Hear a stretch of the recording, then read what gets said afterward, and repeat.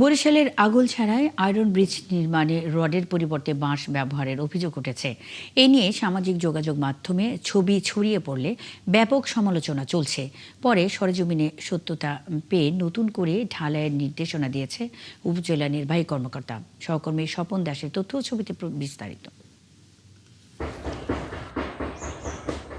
বরিশালের আগৈলঝাড়া রতনপুর ইউনিয়নের দুশমি করিমবাজার খালের উপর ইউনিয়ন পরিষদের অর্থায়নে একটি আয়রন ব্রিজ নির্মাণ করা হচ্ছে। অভিযোগ উঠেছে, সরকারি নিয়ম অনুযায়ী ব্রিজটিতে 5 ইঞ্চি ঢালাই দেওয়ার কথা থাকলেও দেয়া হয়েছে 3.5 ইঞ্চি। রডের বদলে ব্যবহার করা হয়েছে বাঁশ। এলাকাবাসী জানান, ব্রিজ নির্মাণে অনিয়মের বিষয়টি দেখতে পেয়ে বাধা দিলেও কোনো কাজ হয়নি। কালকে যখন ব্রিজ দেখছি সকালবেলা, তখন তাদের 1 ফিট পর পর রড ছিল। পরে বলার পরে তারা 5 পিস রড আইনা আবার এই দক্ষিণ পাশ দিয়ে ওরা ঠিক করছে। মাটিতে ঢালাই দেওয়া লাগবে, এই মাটিতে 2 ফুট জায়গা ঢালাই দিতে যাইয়া ওরা ওরা তাৎক্ষণিকভাবে রডের ওখানে কোনো ব্যবস্থা নাই, মানে ওখানে রডের ব্যবস্থা না থাকার কারণে এই ওরা বাঁশ দিয়া এই 2 ফুট জায়গা মাটিতে ঢালাই দিচ্ছে। আমি এই ব্রিজটা ভালো হোক, এইটাই আমি দাবি চাই যে ভালো হোক, টাকা পয়সা নিচে হাঁটাচলা করতে পারি, এইটা আমাকে দাবি। তবে ব্রিজ নির্মাণে অর্থ আত্মসাৎ এবং নিম্নমানের সামগ্রী ব্যবহার করার অভিযোগ অস্বীকার করেছেন ইউপি সদস্য সোহেল মোল্লা।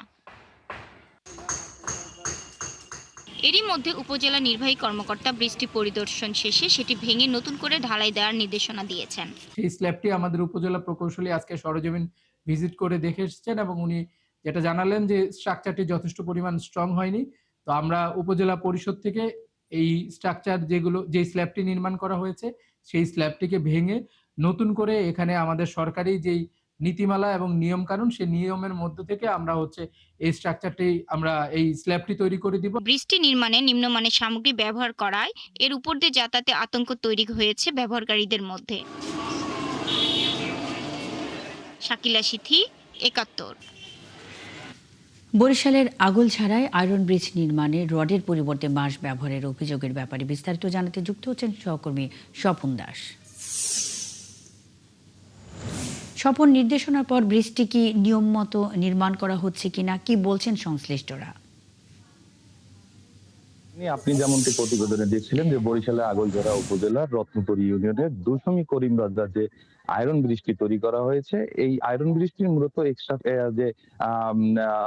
যে বরাদ্দ সেটি কিন্তু 2024-25 অর্থ বছরের, সেই অর্থ বছরের বরাদ্দ থেকে কিন্তু আয়রন ব্রিজের নিচের যে কাঠামো সেটি তৈরি করা হয়। এরপরে বরাদ্দ না থাকায় 2025-26 অর্থ বছরে নতুন একটি বরাদ্দের জন্য আবেদন করা হয়, যে আবেদনটি এখন পর্যন্ত বরাদ্দটি পাস হয়নি উপজেলা থেকে। তবে এই মধ্যে এই উপজেলার এই যে স্থানীয় যে ব্রিজটি, এই ব্রিজটি চলাচলের উপযোগী করার জন্য স্থানীয় যে মেম্বার রয়েছে, সোহেল মেম্বার, তিনি স্থানীয় লোকজনের কাছ থেকে কিছু টাকা পয়সা সংগ্রহ করে এই একটি ঢালাই দিয়েছেন। ঢালাইয়ের উত্তর পাশের যে অংশ সেখানে বাঁশ দিয়ে কিছু অংশ ঢালাই দিয়েছেন।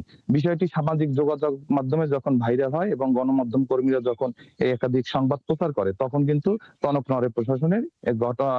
মঙ্গলবার দিন ঢালাই শেষ হওয়ার পরে বৃহস্পতিবার কিন্তু উপজেলা প্রকৌশলী ঘটনাস্থল পরিদর্শন করে এবং পরিদর্শন করে কিন্তু উপজেলা নির্বাহী কর্মকর্তাকে সবকিছু জানায় এবং ব্রিজটি ঢালাই আবার নতুন করে ভেঙে আবার নতুন করে দেওয়ার জন্য তারা তারা দেওয়ার জন্য নির্দেশনা দেয়। আমি যদি আপনাকে একটু বৃষ্টি দেখাই, এখনো কিন্তু বৃষ্টি এখানে রয়েছে, বৃষ্টি দিয়ে কিন্তু লোকজন চলাচলও করছে।